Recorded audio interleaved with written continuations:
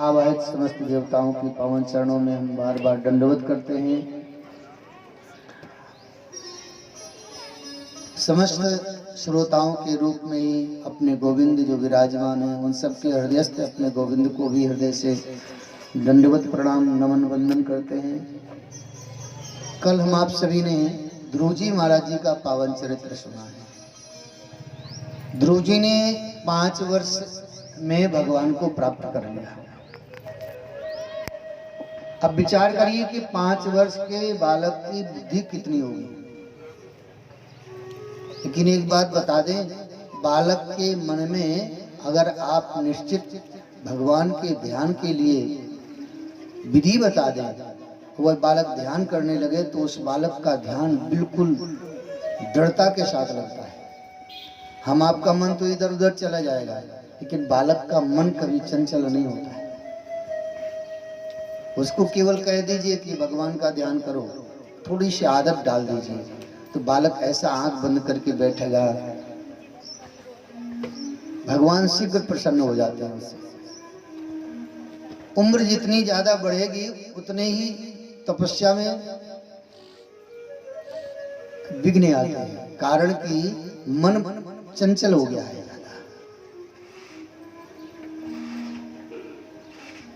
इन्हीं के वंश में महाराज पृथु ने अवतार धारण किया। पृथु भगवान का अवतार हुआ, जिन्होंने पृथ्वी पर पुनः धर्म की स्थापना की। महाराज मनु के दूसरे पुत्र प्रियव्रत का भी विवाह हुआ। प्रियव्रतो भागवत आत्मा राम कथम मुने गृहे रमति मूलः कर्म बंधा पराभव। वह आत्माराम थे प्रियव्रत, जो अपने आत्मा में ही रमण करते थे।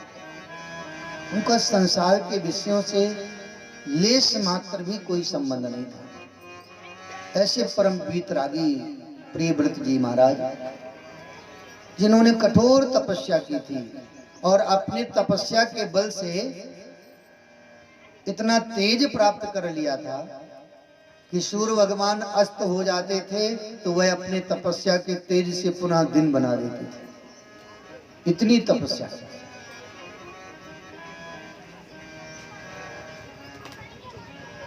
एक बार सभी देवताओं ने ब्रह्मा जी से निवेदन किया कि आप कृपा करके प्रियव्रत से कहिए कि हमारे विधान को ना बिगाड़े। रात्रि नहीं होगी, जीव श्रमित बने रहेंगे, उनको विश्राम का समय नहीं मिलेगा, इसलिए रात्रि आवश्यक है।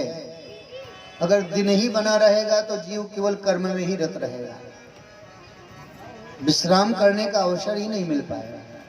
इसलिए आप प्रियव्रत से कहिए कि आप कृपा करके विधि के विधान को बिगाड़े नहीं।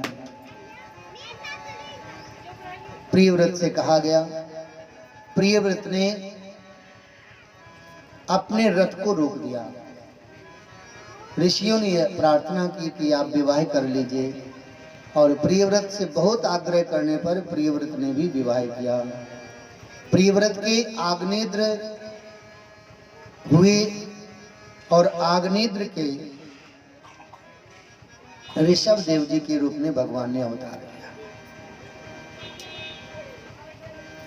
ऋषभ देव जी साक्षात भगवान के अवतारी पुरुष थे। भगवान ही ऋषभ देव जी के रूप में अवतार लिए। श्री ऋषभ देव भगवान की। श्री ऋषभ देव जी के 100 पुत्र हुए।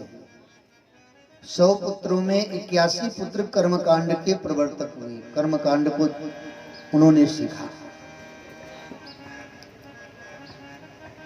9 पुत्र सिद्धेश्वर हो गए, और 9 पुत्रों को इस पृथ्वी का 9 जो खंड हो गए थे, प्रियव्रत के रथ के चलने से पृथ्वी के 9 भाग हो गए। एक एक भाग का राज्य दे दिया महाराज ऋषभ देव जी ने। ज्येष्ठ पुत्र जो भरत था, उसको इस देश का राजा बनाया गया, इसलिए इस देश का नाम भारत देश पड़ गया। महाराज ऋषभ देव जी ने एक दिन सभी पुत्रों को बुला के बैठाया और बुला करके उन्हें ज्ञान का उपदेश दिया। कि पुत्रों, धर्म पर चलने से व्यक्ति का पतन नहीं होता है। धर्म सबका अलग नहीं है। मनुष्य का एक ही धर्म है, मानव मात्र का एक ही धर्म है, वह है कि प्राणी मात्र पर दया करे। अपने वाणी के द्वारा, अपने कर्म के द्वारा और अपने मन के द्वारा किसी का हिंसा न करे, किसी के हृदय में दुख न पहुंचे उसके द्वारा, ऐसा बर्ताव, ऐसा व्यवहार करे। और हे पुत्रों, ये जो मेरा पुत्र ज्येष्ठ पुत्र है भरत, इस भरत को आप लोग अपना ज्येष्ठ भाई समझ करके इनके अनुशासन में रहना, इनकी आज्ञा का पालन करना। सभी भाइयों ने पिताजी की आज्ञा मान ली। ऋषभ देव जी महाराज जी वानप्रस्थ जीवन को धारण कर लिए और कठोर तपस्या करने में लग गए। तपस्या सभी को करना चाहिए। ये नहीं सोचना चाहिए कि हम गृहस्थ हैं तो तपस्या क्यों करें। तपस्या हमारे स्वयं के लिए होती है। हम तपस्या करेंगे तो हमारा अंतःकरण पवित्र होगा और हमारा मन बुद्धि चित्र भगवान के श्री चरणों में लग जाएगा और फिर एक दिन वह गोविंद हमें प्राप्त हो जाएगा। कभी सत्कर्म करो तो सत्कर्म करके कोई फल की प्राप्ति का मन में ऐसा भाव न होना चाहिए। यानी सकाम कर्म न करें तो अति लाभ देगा। निष्काम कर्म भगवान को बहुत प्रिय है। सकाम कर्म भगवान कहते हैं कि जितना तुमने याचना किया उतना ही देंगे हम। अगर तुमने पुत्र प्राप्ति के लिए भगवान से याचना किया तो भगवान कहते हैं हम केवल पुत्र ही दे देंगे बस। और अगर आपने निष्काम भाव से हमारी उपासना की, आराधना की, तो तुम्हें जो चाहिए सो हम दे देंगे। अनन्यास चिन्तयन्तो मां ये जनाः पर्युपास्ते तेषां नित्याभियुक्तानां योगक्षेमं वहाम्यहम्। भगवान कहते हैं तू अनन्य होकर के मेरा भजन कर। अनन्य का तात्पर्य है जहां एक के सिवा दूसरा ना हो। हम आप भजन कैसे करते हैं भगवान के? भगवान का भजन करेंगे और अब मन में पता नहीं कितनों को बैठा के चलते। भगवान कहते हैं कि बस मुझे बैठाओ अपने हृदय में, मेरे सिवा किसी दूसरे को मत बैठाओ। क्योंकि वो प्रेम की गली इतनी सक्रिय है कि उसमें दो चल ही नहीं सकते। उसमें या तो हम अपने अहंकार को बैठा लें या फिर परमात्मा को। जब मैं था तब हरि नहीं, जब मैं था तब हरि नहीं, अब हरि है मैं नाही। अब प्रेम गली अति सांकरी, जामे दो न समाए, जामे दो न समाए। ये प्रेम की गली ऐसी है कि जिसमें केवल एक ही रहता है, दो नहीं रह सकते। प्रेम ऐसा भाव है प्रेम कि वह केवल चाहता है कि मुझे देखे। जैसे हम आप चाहते हैं कि केवल हम ही को कोई देखे, कहते हैं ना, वैसे ठाकुर जी भी कहते हैं कि केवल तुम मुझे देखो, मेरे सिवा किसी को संसार में मत देखो। मुझे अपना मानो, मेरे सिवा संसार में किसी को अपना मत मानो। अगर तुमने मुझे मान लिया तो फिर भगवान क्या कहते हैं, जो भक्त मुझे अपना मान लेता है कि मेरा एकमात्र गोविंद ही है, उसके सिवा कोई नहीं है, तो कहते हैं कि मैं उसको योग और क्षेम तेषाम नित्याभियुक्तानां, उसके लिए हम नित्य प्रति जो वस्तु चाहिए वह मैं प्रदान कर देता हूँ और उस वस्तु की 6 माने सुरक्षा भी मैं करता हूँ। बताइए अब क्या चाहिए? हम लोग कहीं रिवॉल्वर लेके चलते हैं, कहीं कुछ लेके चलते हैं अपनी सुरक्षा के लिए। ठाकुर जी कहते हैं तू मेरे समर्पित हो जा, फिर देख तेरी हम सुरक्षा, तेरी सारी व्यवस्था हमारी जिम्मेवारी होगी। तो तुझे कोई आंख नहीं दिखा सकता। विचार करिए, ऐसे ठाकुर जी को त्याग करके हम संसार की ओर चले जाते हैं। महाराज ऋषभ देव जी महाराज जी ने मन से समस्त वासनाओं के प्रति वैराग्य आ गया और पूर्णतः वैराग्य लेकर के परमहंस वृत्ति को धारण कर लिया। परमहंस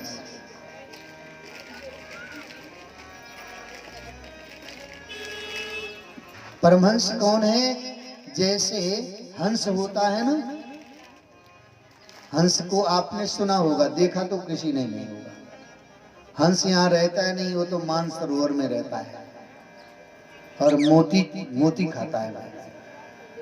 और हंस में एक विवेक होता है कि वह दूध और पानी मिलाकर के रख दीजिए तो दूध पी लेगा, पानी को छोड़ देगा। ऐसा कोई यंत्र अभी तक तो नहीं बना है कि दूध में से पानी निकाल दे, लेकिन हंस में एक ऐसी विशेषता होती है कि वह इससे दूध तो पी लेगा लेकिन पानी नहीं पिएगा। इसलिए महापुरुषों को परमहंस की उपाधि दी जाती है कि जैसे हंस दूध में से दूध पी लेता है, पानी छोड़ देता है, वैसे ही हंस परमहंस जो होते हैं वह संसार में, इसमें तो गुण और दोष तब भरा हुआ है ना संसार में,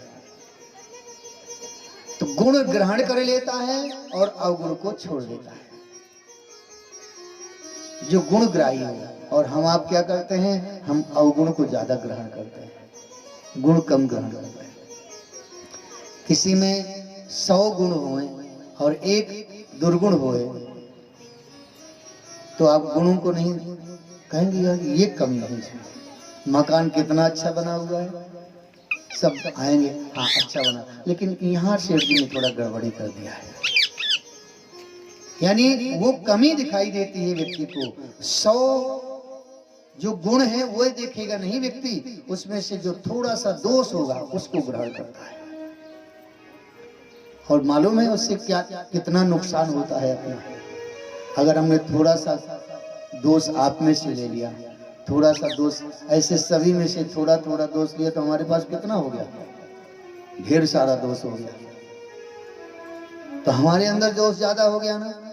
दूसरों के अंदर तो 100 में एक ही दोष है, लेकिन हमारे अंदर तो 2 गुण है ही नहीं, दोष ही दोष इकट्ठे हो गए।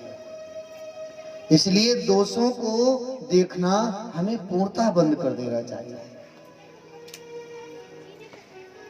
महाराज ऋषभ देव जी ने संसार में कोई दोष नहीं देखा।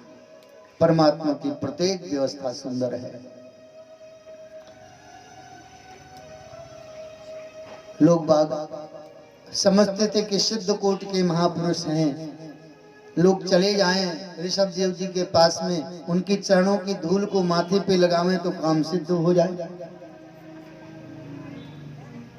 तो लोगों की लाइन लग गई। इन महात्मा की चरण धूलि का चमत्कार है, माथे पे लगाते हैं तो हमारे कार्य पूर्ण हो जाते हैं। ऋषभ देव जी ने विचार किया कि ऐसे तो लोग बाग भीड़ लगा लेंगे, हम भजन ही नहीं कर पाएंगे, तब क्या करें? पागल की तरह हो गए, कपड़े उपड़े उतार के फेंक दिए, दिगंबर हो गए, अब तो नहीं कोई है। फिर भी लोग बाग इतने आकर्षित हो जाए उनसे, कहें अरे तो दिगंबर है ऋषभ देव जी। वस्त्र का भी जिनको ज्ञान नहीं है, जावें जाकर के दर्शन करें, चरण धूलि लेवें, फिर भी काम सिद्ध हो जाएं। ऋषभ देव जी ने विचार किया कि ऐसे संसार छोड़ेगा नहीं हमें। इतने पागल हो गए कि मल मूत्र का त्याग करें, उसी को शरीर में मल लेते थे। विचार करिए, जिससे लोग हमसे घृणा करने लगे, लोग हमारे पास ना आए। लेकिन फिर भी उनकी उस विष्ठा से दुर्गंध नहीं आती थी, सुगंध निकलती थी और 1 योजन का क्षेत्र सुगंधी हो जाता था। ये तपस्या का फल है। मंत्र जब जितना करेंगे, आप कितना भी परफ्यूम लगा लें, कितना भी सेंट लगा लें, कितना भी इत्र फुलेल लगा लें, तो आपकी सुगंध थोड़ी देर के लिए समाप्त हो जाएगी। लेकिन भजन करना शुरू कर दीजिए, आपके शरीर से जो पसीना निकलेगा वह भी परफ्यूम से भी ज्यादा सुंदर सुगंधी होगा। भजन का ऐसा प्रभाव है। जो भजन नहीं करते हैं वो ज्यादा ये सब चीजों का इस्तेमाल करते हैं। जो भजन करने वाला है, क्या लगाना है ये सब परफ्यूम और क्या सेंट लगाना है। अरे ऐसी सुगंध हृदय में उत्पन्न करो जो कभी कम होवे ही नहीं। भगवान के नाम में ऐसी सामर्थ्य है कि आप जितना जपेंगे उतने ही आप सुंदर हो जाएंगे, और जितना जपेंगे उतने ही आपकी वाणी सुंदर हो जाएगी। जितना मंत्र जपेंगे उतना ही आपका शरीर दिव्य होता चला जाएगा। इसलिए तो हमारे महापुरुष कहते हैं कि भगवान का नाम हर अवस्था में लेना चाहिए। ये न सोचना चाहिए कि बुढ़ापे में भजन करेंगे, जवानी में भजन करो। जिसने जवानी में भजन नहीं किया ना, तो उसके लिए हमारे संत क्या कहते हैं, सुनो। ना राम नाम लीनो, ना राम नाम लीनो, तैने भरी जवानी में। जय हो